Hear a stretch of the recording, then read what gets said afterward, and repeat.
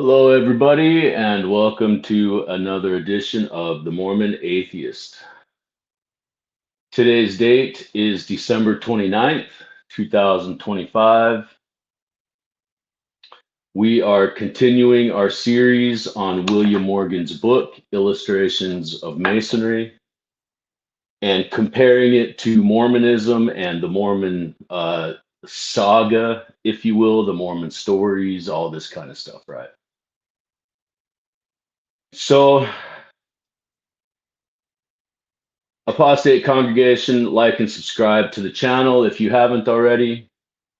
We're getting into some pretty serious stuff, okay? So I want you guys to understand the full extent, right, of the seriousness of the magic, the seriousness of King Solomon, the seriousness of the testaments of Solomon, who Solomon is in the Bible, what he represents. Okay.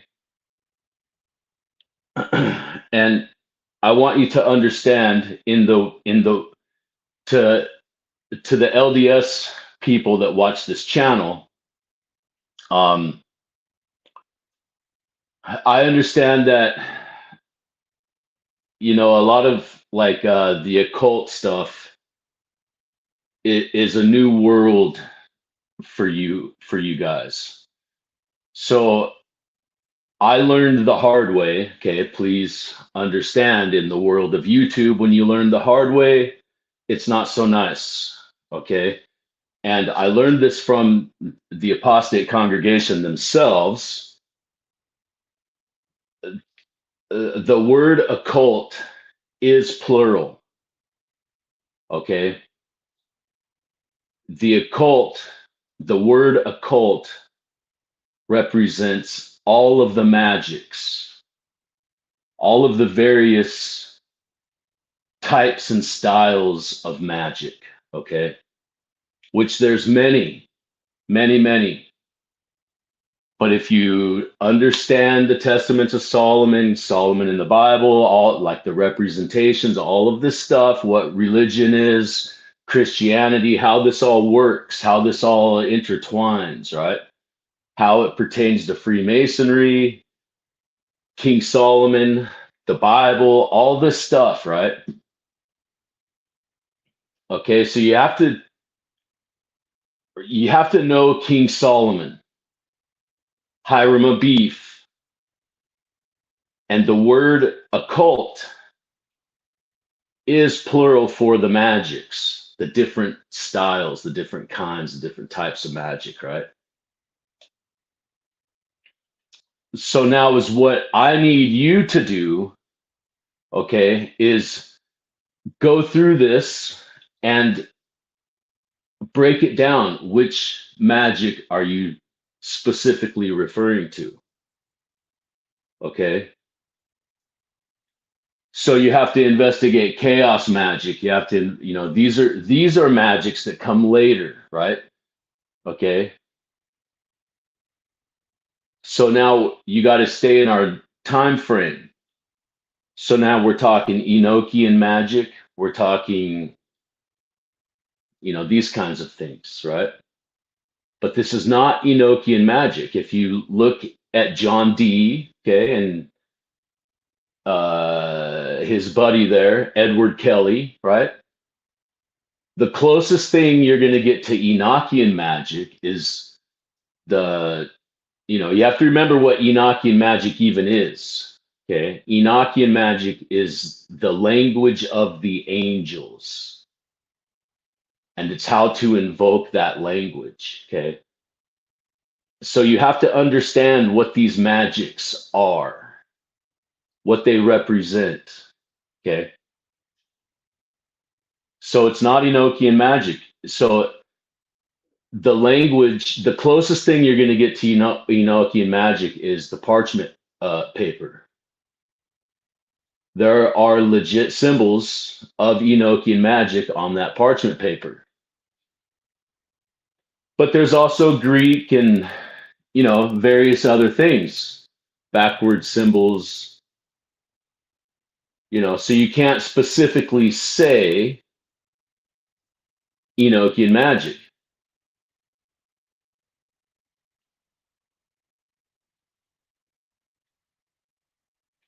Because in the very beginning, I really wanted to call this Enochian magic because it just by the name it fit, right? But that's not what it is. You have to remember, this is specific.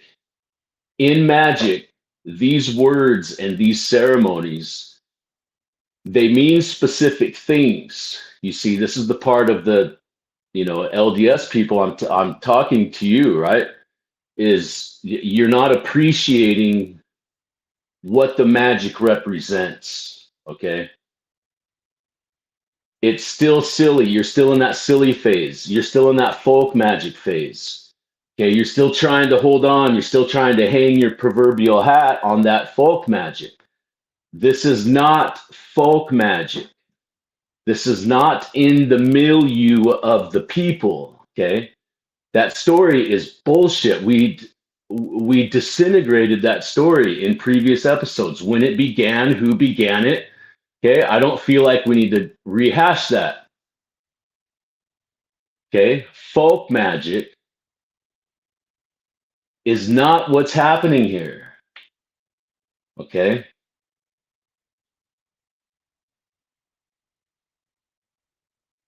Exit that bullshit story out of your mind. Okay? We are dealing with a specific thing, a very specific thing, right? You must recognize, because to a magician, okay, to a legit magician, these words have meaning, right? This is ceremonial magic. Joseph Smith is practicing ceremonial magic. Okay, you look at it collectively. Look at everything he's doing. Okay, you have to remember, you keep saying the occult. Okay, well, the occult is broad. Which magic, because the occult is plural for magics, plural. So which one are you specifically talking about? Break it down. You got to break it down. Take everything collective, the circles, the pentagrams, take all this stuff collectively. Everything in Masonry, all this stuff, right? A brack, all of this shit, man. Okay? He's in a cave, right? You remember the early days, 1830s in the books. Is it who is it? E.G. Lee, right? Tells you about how he's in a cave doing these magical practices, right?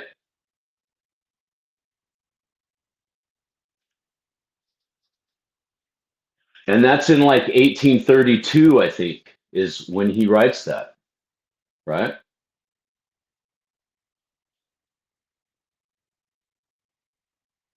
Okay, so the word occult has meaning, right? It's a broad term for all the magics. So which one are you talking about? Break it down, right? And you will, you do your own homework, but you'll come to these books right here, The Greater and Lesser Keys of Solomon.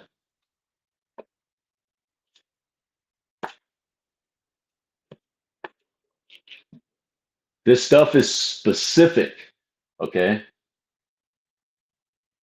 And you have to recognize that. You have to. Because, I mean, you have to. Okay, so Apostate Congregation, like and subscribe to the channel if you haven't already. We ended the last episode on page 78, right? And we are talking about the third degree of Masonry, or the degree of Master Masonry, and we went through the grand hailing sign of distress, the do guard, a master mason, and the penal sign for the master mason. Okay. Excuse me, apostates. I got to get a drink of water.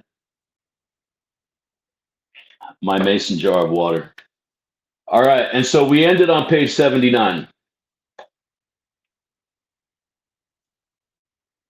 Okay. So here we go.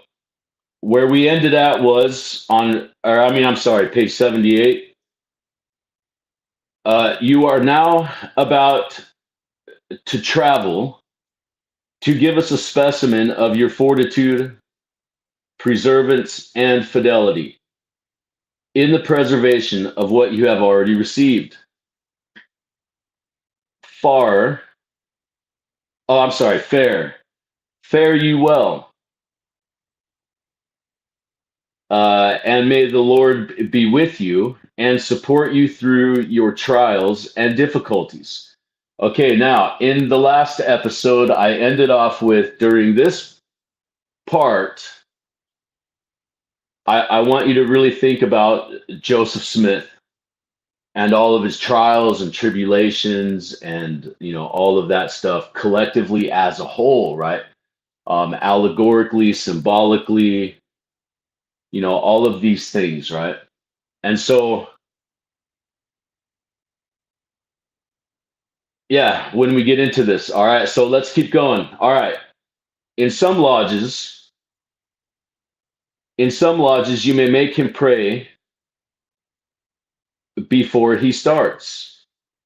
The candidate is then conducted out of the lodge, clothed, and returns. As he enters the door, his conductor says to him, "Brother, we are now in a place of we are now in a place of representing the sanctorum sanctorium, or holy of holies of King Solomon's temple."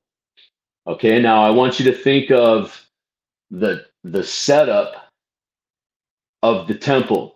Now, remember, apostate congregations, full disclosure, I have never been through the temple. Okay, some of you have, right? So I want you to think of the temple, the different levels, what they represent, all of this sort of thing, right? And then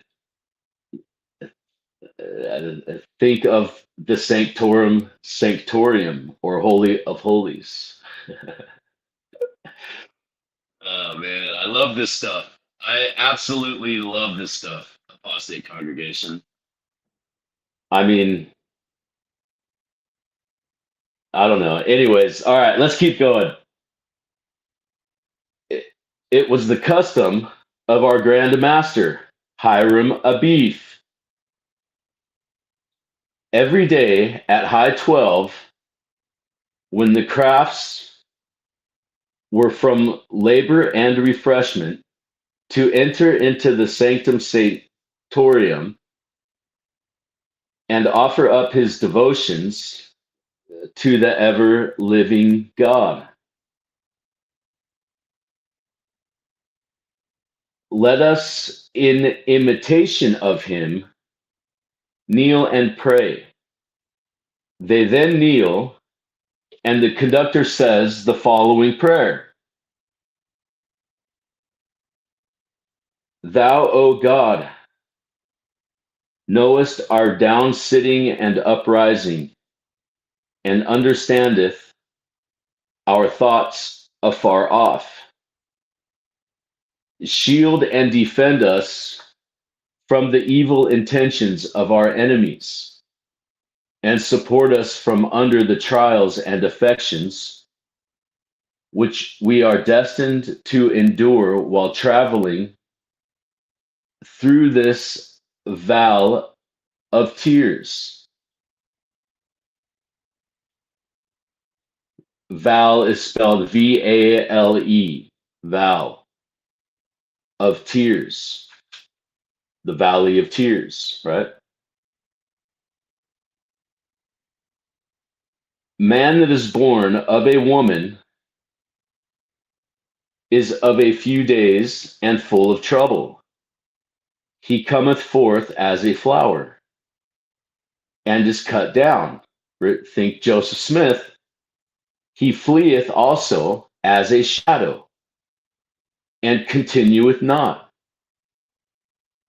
Seeing his days are determined, the number of months are with thee. Thou hast appointed his bounds that he cannot pass. Turn from him that he may rest, till he shall accomplish his day. For there is hope of a tree, if it be cut down, that it will sprout again,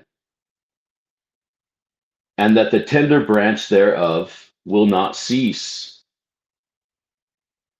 But man dieth and wasteth away. Yea, man giveth up the ghost. And where is he? Right? Give up the ghost is slang for dying, right? This is the 1820s. You got to remember. And even in the Bible, they use the term give up the ghost, right? And he gave up the ghost. Okay. As the waters fall from the sea, and the flood decayeth and drieth up, so man lieth down and riseth not up till the heavens shall be no more. Yet, O Lord, have compassion on the children of thy creation. Administer unto them comfort in time of trouble, and save them with an everlasting salvation. Amen. So mote it be. Okay, think Joseph, and also think of this, like, the LDS prayers, right? This stuff is crazy. When you compare this stuff, it is so incredibly similar to the LDS church and the way the church operates and how the church is organized, and all of the inner workings of the church, the way that they're set up and designed and the way they operate. It's legit the exact same thing. It's the exact same thing. The lodges. It's the way the lodges are designed and set up, right? The Mormon church house is the lodge. The LDS temples are the temples of Solomon. Okay. And then think of Joseph Smith in here, right? When you remember, this is a prayer. Okay. And they're talking about Hiram Abiff, right? Because it's born of a woman, right? And he was cut down. Okay.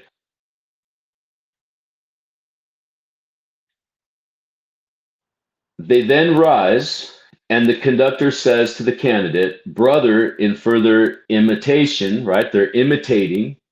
This stuff is being created. I say this over and over repeatedly, and I'm going to continue. This stuff is being created as they speak in 1827 is when Morgan's book is published, right? In further imitation of our Grand Master, Hiram Abiff, let us retire at the south gate. They then advance to the junior warden, who represents Jubilah. Here's another name, right? You guys are keeping track of these names, okay? You have to understand, in Southwick's book and Bernard's book, they start talking in, I don't really know how to describe it, because they say stuff without saying stuff, right? They say it without saying it. They dance all around what they're trying to say, but they never actually say it. Does that make sense? I don't know, and I don't know what you call that. I know there's a word for it, but anyways, you get my point. They start talking about this stuff in like allegory and in like in these, because you have to remember the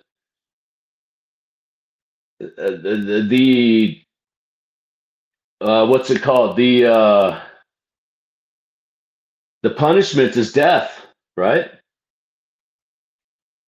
Okay. So these people start talking in this coded language.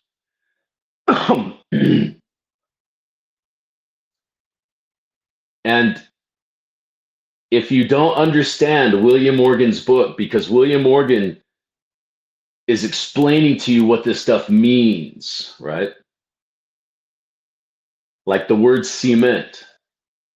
Later on, we get into some serious allegory with that word, okay? Cement.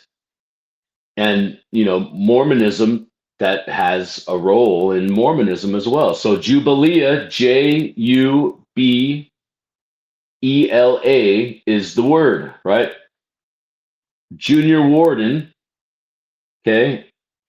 This is a quotation, right? And Morgan is saying, who represents Jubilee, one of the ruffians, okay? One of the ruffians. Junior Warden represents Jubilee, one of the ruffians, okay? Who exclaims, who comes there? In the room, let's see. The room is dark and the candidate is hoodwinked. The conductor answers, Grandmaster Hiram Abiff. Our Grandmaster Hiram Abiff explains the ruffian. Okay, understand. Earlier, William Morgan is questioning the existence of Hiram Abiff, right? He's asking, how come there's no literature on the death of Hiram Abiff? He was supposedly have been in contact with all these people and nobody wrote about the death of him, right? Like it's what's up with that? Okay, so we know that Hiram Abiff is a creation. Okay, so now they are telling you our Grandmaster Hiram Abiff explains the ruffian. He is the very man I wanted to see, seizing the candidate by the throat at the same time and jerking him about with violence. You understand? Like, think of this, right? This is a stage. They're creating this stuff. They're acting this stuff out. This is a play. Okay. And so, like, they're doing this stuff, right? And remember, they say in the very beginning, right? William Morgan says a lot of the people go through the process and never return, but they go through the process because the punishment is death as an entered apprentice, right? So in the very beginning stages, right?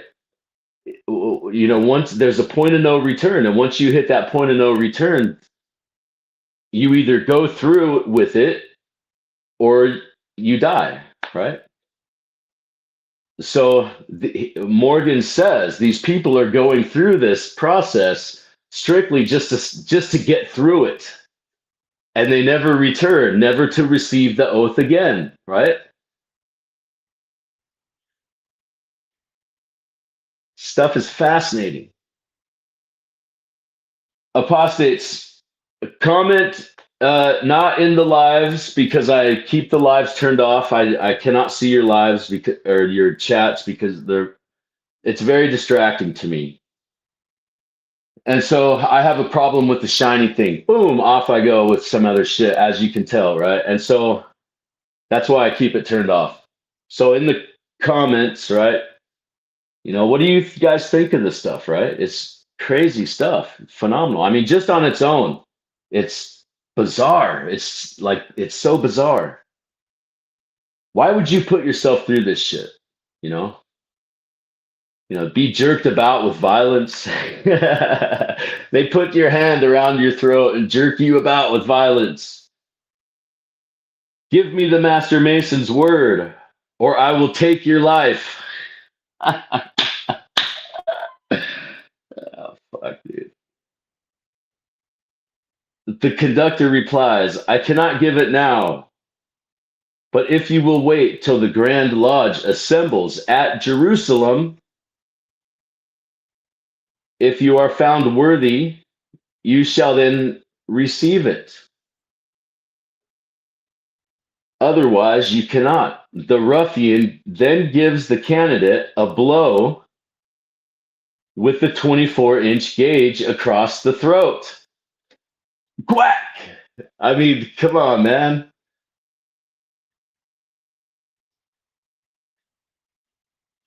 On which he fled to the west gate, right?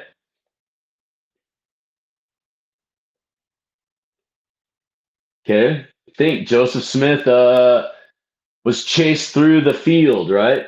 Or with the golden plates. He was.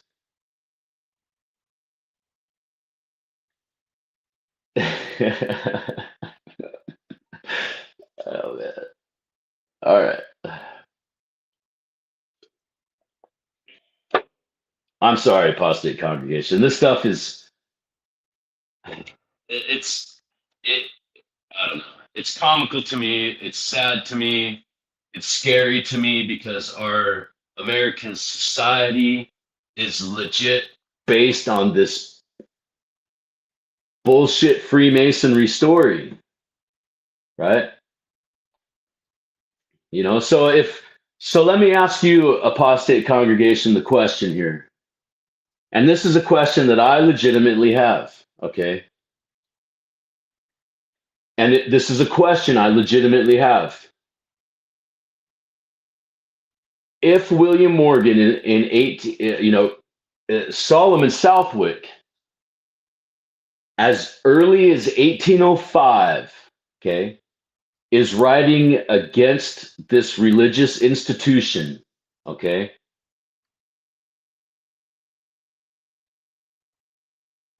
And they're telling you that, William Morgan is telling you that this stuff doesn't exist. There is no such thing as Freemasonry. They're creating this thing, right? So our forefathers, George Washington, all this stuff, are supposed to be Masons. So in 1827, you understand me? You see where I'm going with this?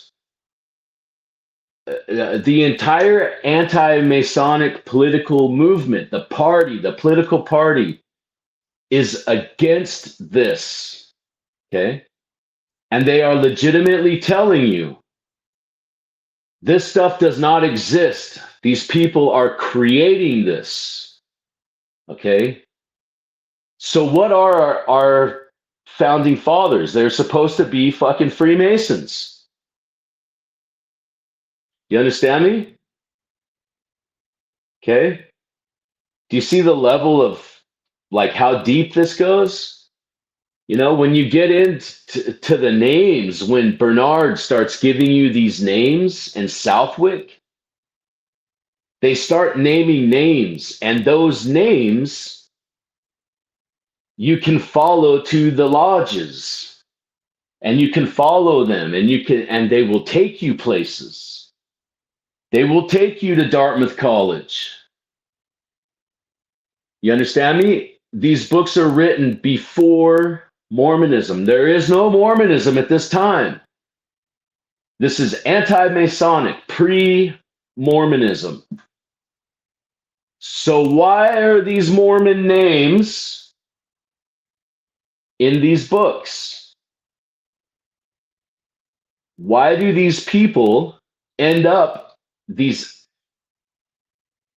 speculative Masons, okay, that these people are warning us against, these very same people that were being warned against end up as the presidents and creators of Dartmouth and Oberlin, Yale, right? Harvard, right? Dr. Arvard, right? Okay, like this stuff, these people's names are in these books, okay? And it's so fascinating to me. And you wonder why the anti-Masonic movement has been so muddied and so sillied up, right? And just so like stupefied, right? I mean, I don't know what the proper words are. I don't fucking know. All right, anyways, let's keep going. Okay, congregation, I'm sorry I go off on these tangents and then I lose my place every time. Okay, remember, this is a prayer that they're talking about, right? And they rise, okay, they're whacked in the throat, shaken with violence. Okay, the conductor says, I cannot give it now, but if you will wait till the Grand Lodge assembles at Jerusalem, if you are found worthy, you shall then receive it. Otherwise, you cannot. The ruffian, okay, we already read all this, right? Okay, here we go. The ruffian then gives the candidate a blow with the 24-inch gauge across the throat, on which he fled to the west gate, where he was accosted by the second ruffian, Jubello, right? Mark down this names. Now we have Jubella, one of the ruffians, right? Which is represented by the junior warden. You understand? So the ruffian is acted by the junior warden. The junior warden is who whacks the dude in the throat. Okay? And that's Jubella. Jubello, Jubelo, with more violence, and on his refusal to comply with the request, he gave him a severe blow with the square across the breast. Like they're like legit beating these people, right? On which he attempted to make his escape at the east gate, where he was accosted by the third ruffian, Jubellum, right? Okay. Jubelum.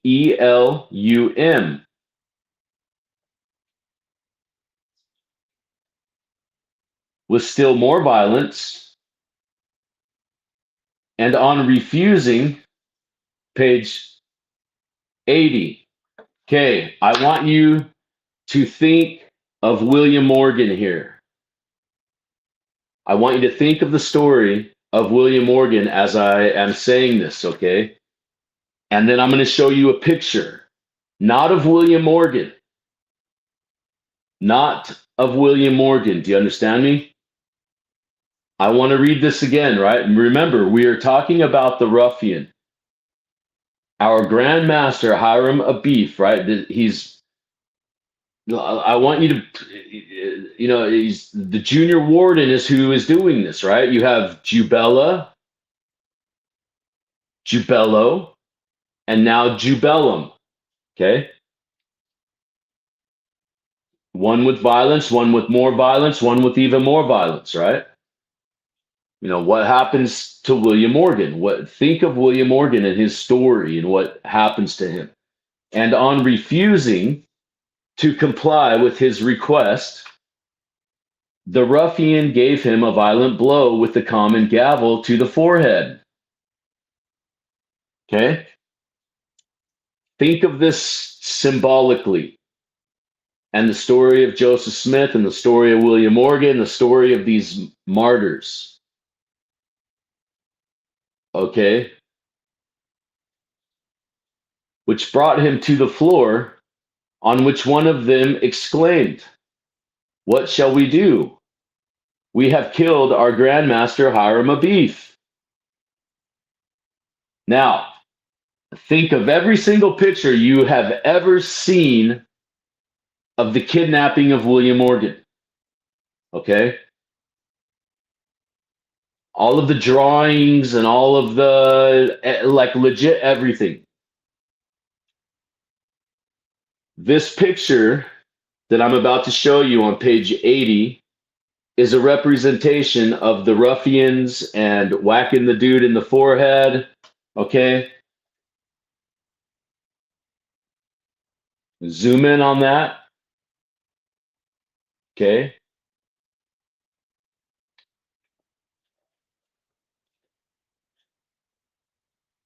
Isn't that shit nuts? Like, it's the exact same concept, the same idea, the same thing, right? You know, he's in distress. You know, he's given the sign to the, you know, you understand? Okay. So, yeah. Another answer. What's our time? Okay, like and subscribe to the channel, congregation. Let us carry him out of the east gate and bury him in the rubbish till low tide, and then meet and carry him at westerly course and bury him. The candidate is taken up in a blanket on which the candidate is taken up in a blanket on which he fell and carried to the west end of the lodge. Okay, so that's what that is. The candidate is falling on the blanket right there, and he's being carried to the west end of the lodge, right? Okay.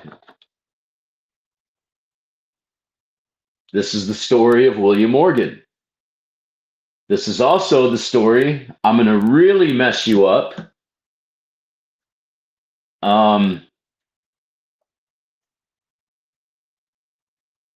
In the book of Nephi, what is the guy's name? It's in the book of Nephi. The guy that gets his head lobbed off. They go to his place. Shit, what's his name? It's in First Nephi. I'll think of it. I don't know. I'll think of it. You all know who it is. It's in First Nephi. What's that guy's name? The sword of Laban, right? Laban. There you go, Laban. Okay, this is also the story of Laban. If you read First Nephi, this right here, apostate congregation. I'm going to go off on a little side note here for a second.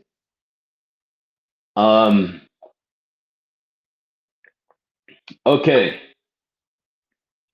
This story right here on page 80.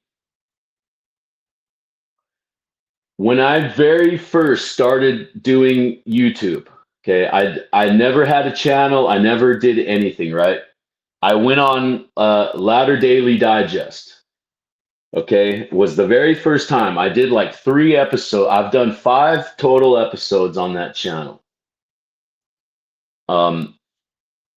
3 of the episodes were before I even had a YouTube channel. I did not have a YouTube channel, and I did those 3 episodes. So I was doing a thing like reading the Book of Mormon on his channel, right? And when I got to this section in the Book of Mormon about Laban, I thought to myself, dude, that is legit the same story as William Morgan, right? The story of William Morgan, right? William Morgan, they go to the jail cell, right? They convince the jailer to let him go, right? It's the same fucking story. That's this. And so when I read that in the Book of Mormon, I thought, Holy S.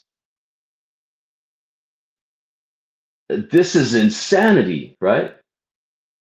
So it's like these correlations are just so incredibly similar, right? This stuff is legitimately in the Book of Mormon, right? And it's this story, this Masonic story, this anti-Masonic story. So Latter Daily Digest was who I very first went on, right? And like, yeah, so go subscribe to his channel. That's, because he's the very first channel I ever went on. Well, he's the only channel that I will ever go on is his channel. And so like, because he got me started, he's the very first one, right? And it was a great fun experience, right? But I do have to say one thing about those episodes. I personally do not like those episodes because I don't know what I'm trying to say. You understand me? I know what I want to say, and those videos make perfect sense to me, right? But like, they're just, I went too far. I went too far. And so, yeah, so I don't really like those videos because, I went way too far. I went too deep, and nobody understood him, right? So, anyways, go subscribe to his channel. He's got good stuff. All right, let's get back to this congregation. The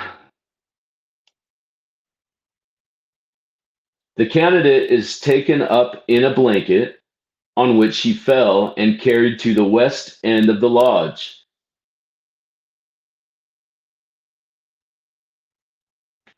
And covered up and left. By this time, the master has resumed his seat. In quotations, King Solomon is supposed to arrive at the temple at this juncture. Okay, it's a play. They're acting this shit out. Okay, so King Solomon walks in at this juncture, right? I mean, think of this, right? And calls to order and asks the senior warden the cause of all that confusion. The senior warden answers, "Our Grandmaster Hiram Abiff is missing, and there are no plans or design laid down on the trestle board for the craft to pursue their labors." Right? You have to remember what the craft is. Don't get lost here. Okay, remember what the craft is and the craftsmen and all this kind of stuff. Don't get lost. They're the magicians, right? The craft, Morgan explains, is the magic of Solomon. Okay. The master, alas, King Solomon replies, "Our grandmaster is missing." Right? He exclaims, "Our grandmaster is missing. Our grandmaster has always been very punctual in his attendance. I fear he is indisposed.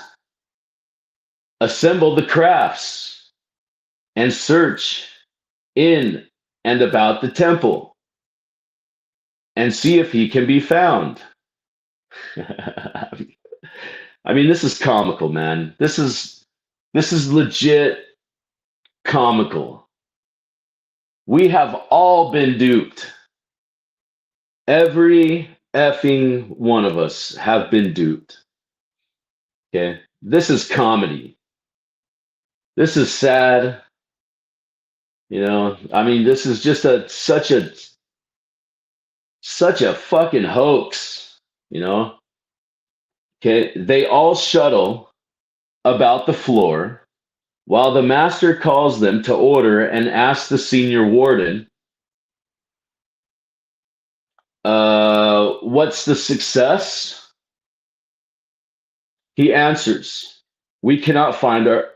Is that right? Yeah, what's the success? He answers, we cannot find our Grand Master, my Lord. The master then orders the secretary to call the roll of workmen and see whether any of them are missing. Okay? The workmen are not the craftsmen. Okay?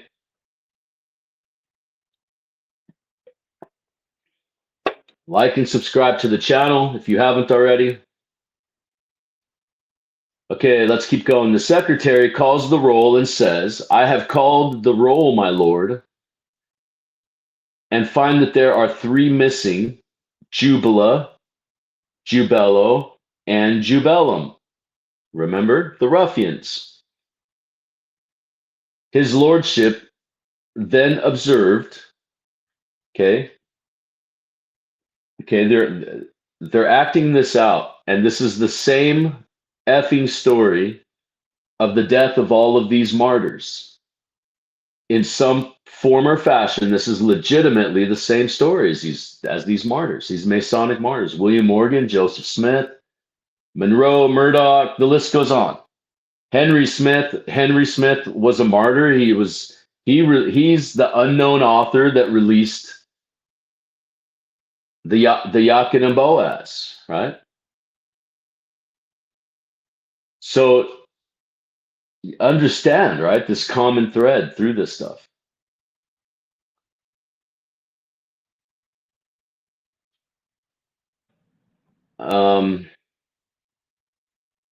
His lordship then observed, this brings to mind a circumstance that took place this morning. 12 fellow crafts, clothed in white gloves and aprons, in token of their innocence, came to me and confused that they 12, with 3 others, had conspired to extort the master mason's word from the Grand Master, Hiram Abiff. Okay, what's the story of Joseph Smith, right? The book was taken, right? The 116 pages was lost, right? Think of this story, right? Think of William Morgan's story. William Morgan's book is not finished. Okay? It's 116 pages long.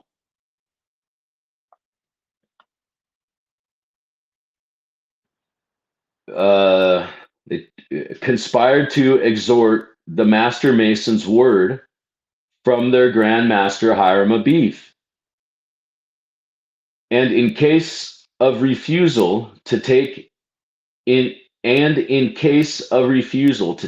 life, they 12 had recanted. Right? What is the story of Laban, right? They all went to Laban, right?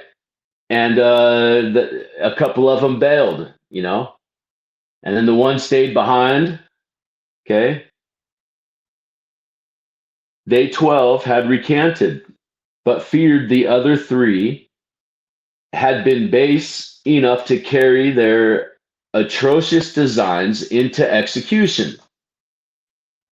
Okay? Remember, we're explaining the death of Hiram Abiff right here. Okay? Remember earlier, William Morgan is saying there's no writings or anything about the death of this guy. Right? He's questioning his existence altogether. And now here we have an explanation, right? So they're making this stuff up. They're creating this stuff as they go, right? This is the Master Mason degree, the 3rd degree, okay? They 12 had recanted, but feared the other 3 had been base enough to carry their atrocious design into execution. Solomon then ordered 12 fellow crafts to be drawn from the bands of the workmen. You understand me? The craft and the workmen are not the same thing. They are different. The craft is the magic. the magicians, the craftsmen. The workmen are the apprentices, okay? The missionaries, clothed in white gloves and aprons in token of their innocence, and sent 3 east, 3 west, 3 north, and 3 south. How many witnesses do we have? The 3 witnesses. In search of the ruffians, and found, and if found, to fetch them forward, Here the members all shuttle about the floor. Here the members all shuttle about the floor a while, and fall in with a reputed traveler, and inquire him, okay, think of the parchment papers, and inquire him if he had seen any traveling men. I'm sorry, not the parchment papers, the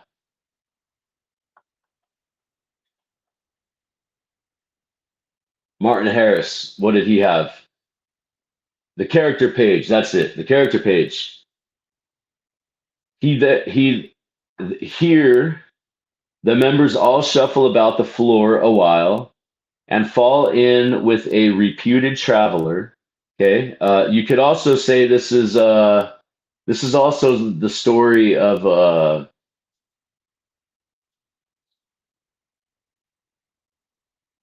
Charles Anton. I'm sorry, Charles Anton. Okay, so to clarify, there is a piece of the Martin Harris story where Martin Harris and Charles Anton walked past each other. And this is literally the only mention you get of Charles Anton. Okay. Other than the character page story, right? Which he flatly denies. But, anyways, he walks by Charles Anton and he meets Charles Anton. And that is when he hands him the character page. Okay. That story is this story. Where was I? Here the members all shuffle about the floor a while, and fall in with a reputed traveler. Okay, this is the part of the story. And inquire of him if he had seen any traveling men that way. He tells them that he has seen 3 that morning near the coast of Jopp, Jopp. Follow these words, congregation, write this stuff down. Who from their dress and appearance were Jews. Okay? I told you guys, we are going to get deep in this shit. This stuff is legitimately in the Book of Mormon. Okay? So yes, I tell you all the time, yes, the Book of Mormon is a journal. It's the rules and regulations of the lodge told in the way that it's told. That's the best way I can describe it. Okay. You know, it's amazing. This stuff is amazing. We have been so effing duped, all of us, for 200 years. It's disgusting to me. It is legit, makes my stomach turn, 3 that morning near the coast of Jopp, Jopp, who from their dress and appearance were Jews. So they didn't really know. They're just saying from their dress and appearance, they were Jews, right? Remember, they're making this stuff up. And who were workmen from the temple, inquiring for a passage to Ethiopia.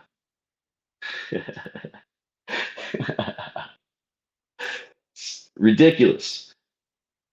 But were unable to obtain one in consequence of an embargo which had recently been laid on all the shipping.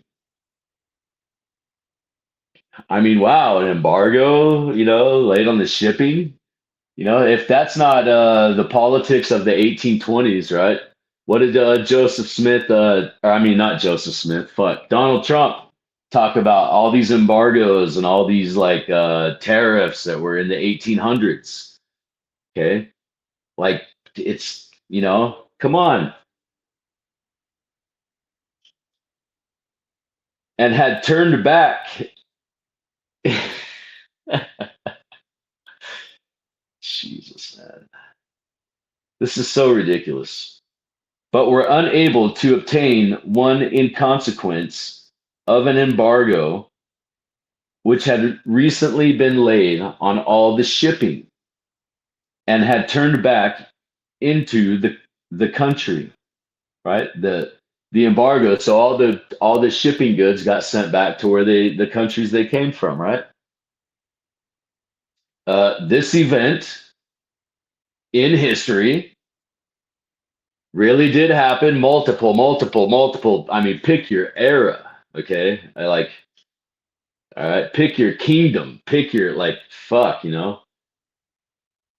The master now calls them to order again and asks the senior warden, what success?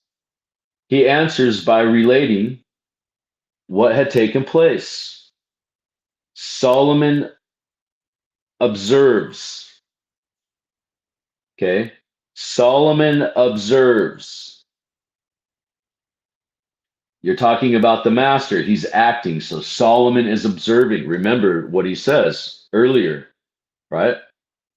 We're acting a play here. So the Grand Master or the master, whatever the F, right, is acting as Solomon, and Solomon observes.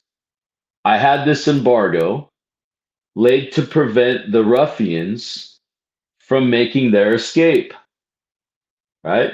So he put this embargo on all the ships to stop the ruffians, and adds, you will go in search again and search till you find them, if possible.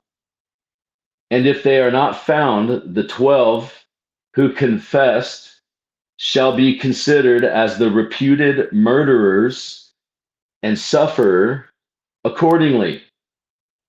What is the story of William Morgan? What is the story of Joseph Smith, right? Nobody's ever found, nobody's ever prosecuted for their deaths, right? If found, if they are not found, right, you will search for them if possible, right? What's the story, right? And if they are not found, the 12 who confessed shall be considered as the reputed murderers and suffer accordingly. The members all start again and shuffle a while.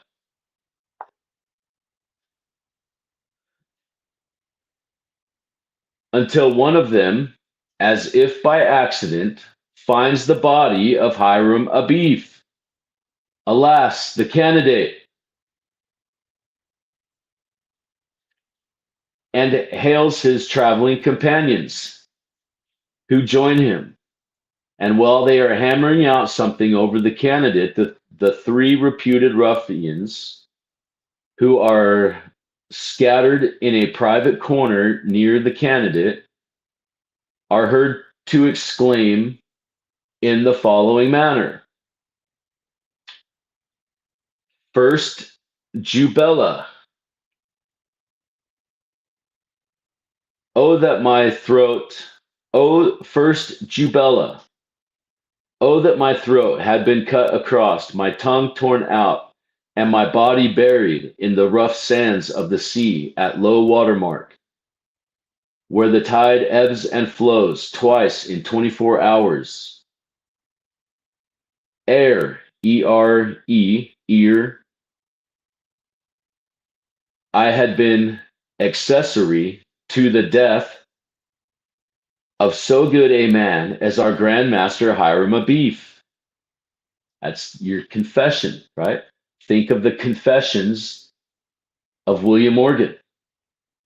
The second, Jubela. Oh, that my left breast had been torn open, and my heart and vitals taken from thence, and thrown over my left shoulder, carried into the valley of Jehoshaphat, Jehosaphat,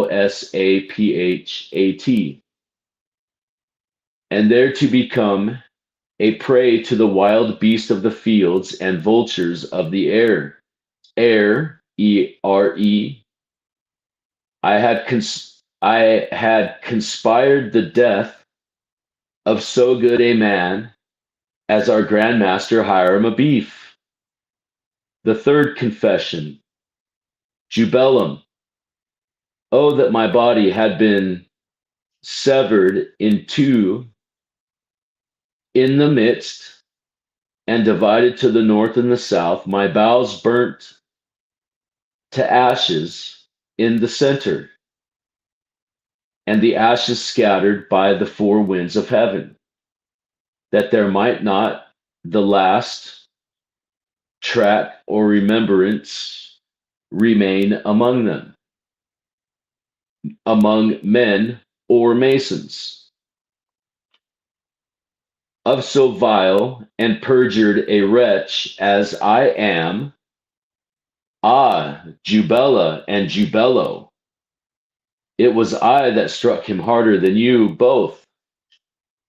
It was I that gave him the fatal blow. It was I that killed him outright. The three fellow crafts who had stood by the candidate all this time, listening to the ruffians, whose voices they recognized, say one to the other, what shall we do? There are three of them, and only three of us.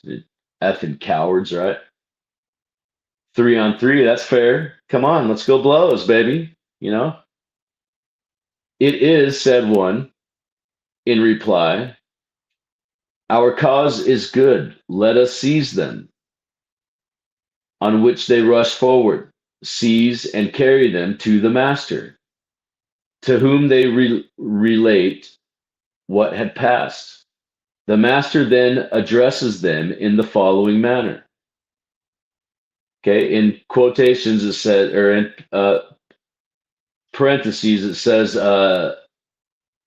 they in many lodges kneel or lie down in token of their guilt or penance. Okay, so we go through the trial next. We are going to end right there on page 82, Apostate Congregation. Okay, this stuff is fascinating. They are literally making this up as they go. There is no such thing as Freemasonry. It does not exist. Okay, they are legitimately telling you this in these books. Okay. So all of this stuff that we're talking about, okay, prior to Solomon Southwick in 1805, you have to remember, he is writing in 1805 against this religious institution of Masonry. Southwick and Bernard call it the Church of Masonry, okay? So this stuff is incredible, man. Like when you start to collectively look at this and look at this in Mormonism, okay, it's just phenomenal, man. As I started out in the beginning of the episode, you have to understand and appreciate the magic, okay? Remember the word occult, is plural. The word occult is plural for all of the different kinds of magic. So which one are you specifically talking about? When we get down to it, you cannot deny the fact, okay, take this into consideration. We're talking about King Solomon, the magic of Solomon, all this kind of stuff, and we have the grimoires. Okay, grimoires is plural. Grimoire, this one, okay, is what you're going to come back to. The greater and lesser keys of Solomon. This is ceremonial magic. We are talking about King Solomon and the magic of Solomon. Me and you today call this Solomonic magic. Okay? So you must understand, right? And this is not so I was watching Latter Daily Digest yesterday, their newscast. And somebody said it was Satanism, right? Okay, well, if you take this into consideration, put this into context, apostates, if you take the magic into consideration that we are legitimately talking about King Solomon here from the Bible, King Solomon from the Bible. And what does King Solomon from the Bible represent? The three Abrahamic religions. Okay. So to say this is satanic is to say that is also satanic. Remember, we are following the light. What is the light in the book of Isaiah? What does the light become in Revelations?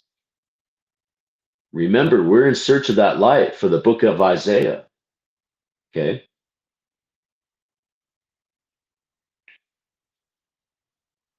So I guess in a way you could say it is satanic, but to call this satanic, you must also, by default, by that same logic, say that so are the three Abrahamic religions.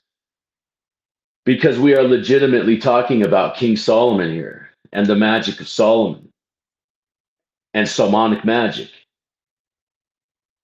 So do with that what you will.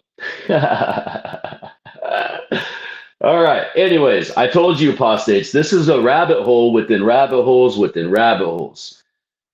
I told you already in previous episodes, if you go down these rabbit holes, they are going to change your sense of reality. Because this shit is not what you think it is. It just is not. And this is not my opinion. It's what the book says. It's what the texts say. This is not my opinion. I'm not reading anything into this. You can read this book yourself. Okay? It's William Morgan's Illustrations of Masonry, published in 1827. It came out, okay? He gave it to the printer, David C. Miller, in 1826. David C. Miller printed it in 1827. It says that in the introduction. So anybody who wants to argue with me, argue with David C. Miller, not me. Okay, anyways, apostate congregation, that's where we're going to end. On page 82, thank you everybody for liking and subscribing to the channel. Remember, this channel is not monetized. It will never be monetized. So the only way you can support the channel is by subscribing, liking, hit the bell. I'm going to come back on in a little bit. So I'm done for the rest of the day. So I got nothing to do. So I'm going to come back on. I took a few days off. I had a birthday celebration to go to. So I had to recuperate. You know what I'm saying? So I took a couple days off, or a day off, whatever, 2 days off from reading this book. And we're going to get back into it. So give me like an hour 2 hours, hit the bell so you know when I come back on, and we're going to keep going, right? Because we're almost done, congregation. God damn it. We got... we have a lot of pictures, so stay tuned. There's a lot of pictures coming up. It's sort of what you would call the appendix. Okay, what you would call the appendix in 1827 is what we're going to look at. The official end of this particular version of this book is on page 103. And then we have like 3 pages of appendix. Okay, so 103, and we are on page... what effing page are we on? We are on page 82 right now, so we're almost there. Only 187 million more episodes to go to get to page 103 from page 82. So like and subscribe, stay tuned, hit the bell.